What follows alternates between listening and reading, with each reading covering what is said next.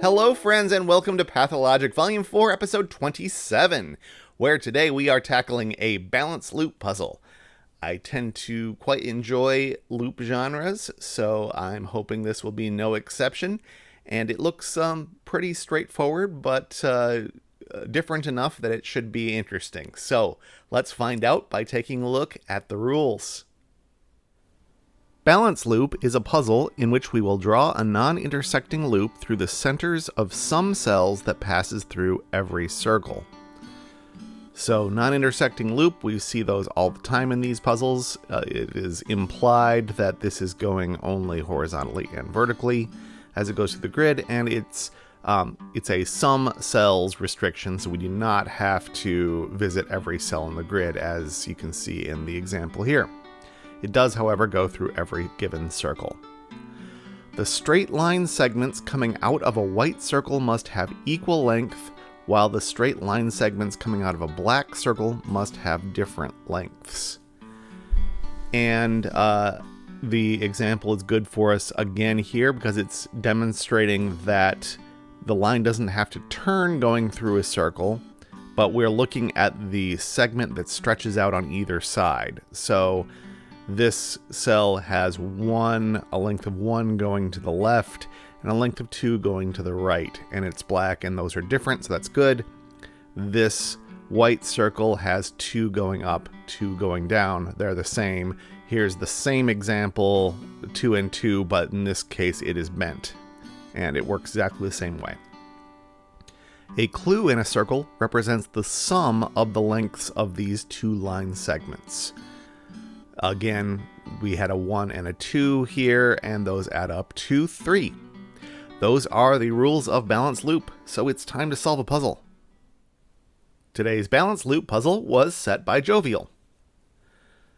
I see that we have some very generous given numbers in the corners, and it looks like in this genre, a given number in a white circle is particularly nice because we can just divide that by 2 and we know the lengths of both segments. So this 8 is going to have a length 4 coming from either side. So we can just draw that in because there's only 2 ways to go from a corner. Likewise, this 4 clue is going to have a 2 coming from either side, and those are going to stop at the edges in both cases. We know that the loop will continue, so we've got to turn at those new corners that we found. In these corners, we have dots, black dots with numbers in them. Those are less obvious. We can at least draw in the corner because we know that the loop visits there, but we don't know how the loop is disposed between the 2 sides. We can do some minimums, though. This 8 clue, we could go at most 2 north, so we have to go at least 6 east.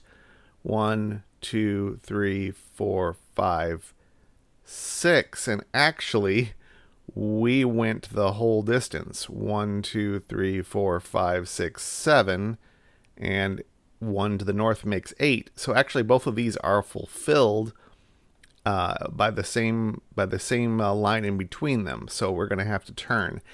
And this is interesting because this wasn't in the example, but we've got let's look at this one. The eastern line segment coming out of this is 7 long and goes across this dot.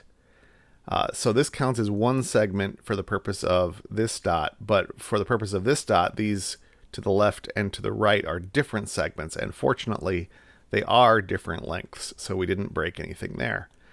And these will have to turn in because, well, we have to turn in order to make that not a continuous segment.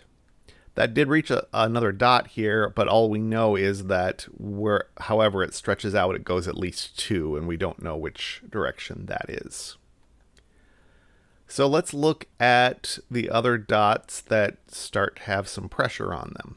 We have some white dots that are in corners without numbers. We've used up all our helpful numbers at this point. but we do know that the loop enters both of these dots. And we know that since they are white dots, there is the same amount of path coming in both directions. We don't know exactly how long that is, but actually, I think I can work it out for this one.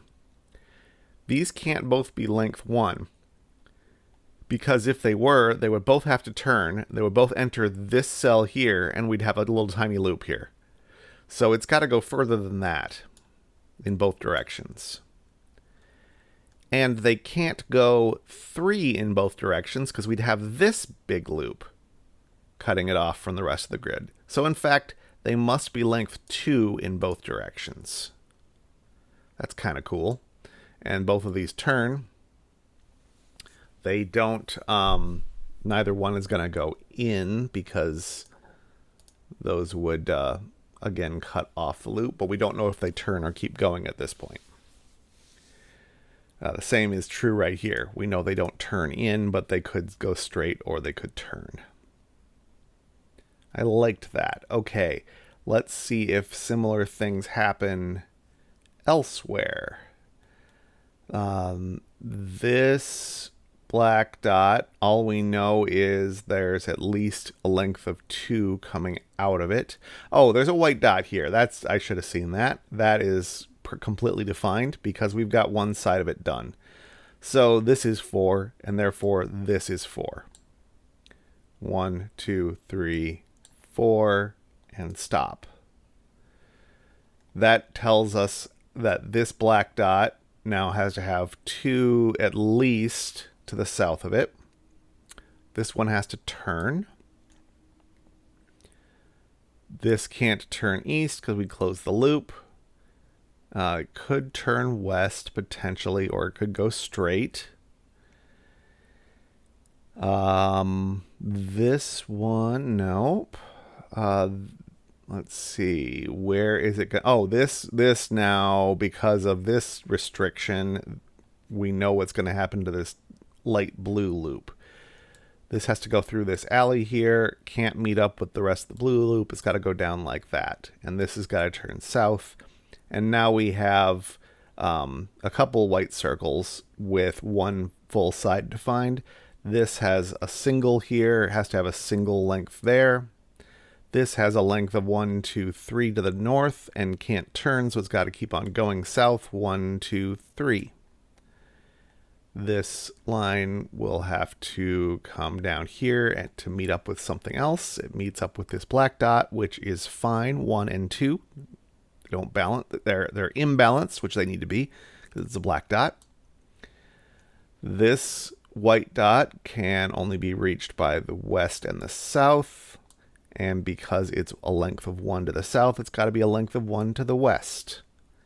The red line must turn west and can't meet up with itself too soon. So these are both going to keep on going south. Couple more.